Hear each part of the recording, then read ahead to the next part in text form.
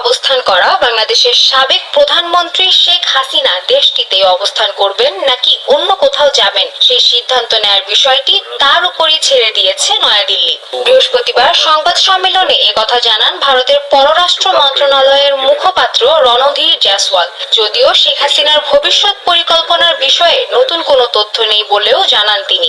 External Affairs Minister has already explained the approval for former Prime Minister Sheikh Hasina to come to India was given at a short notice. The situation, as you know, is still evolving as far as Bangladesh is concerned. It would not be appropriate for me to comment on our plans.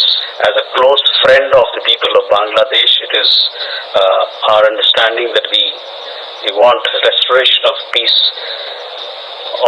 and stability in the country as soon as possible so that normal life can begin. এদিকে সামাজিক যোগাযোগ মাধ্যম এক্সে দেওয়া এক পোস্টে ভারতের পররাষ্ট্রমন্ত্রী এস জয়শঙ্কর জানান, বাংলাদেশ ও পশ্চিম এশিয়ার পরিস্থিতি নিয়ে ব্রিটিশ পররাষ্ট্রমন্ত্রীর সঙ্গে কথা বলেছেন তিনি। শেখ হাসিনা যুক্তরাজ্যে আশ্রয় চাইতে পারেন এমন গুঞ্জনের মধ্যেই ভারত ও যুক্তরাজ্যের পররাষ্ট্রমন্ত্রীর কথোপকথনের খবর জানা গেল।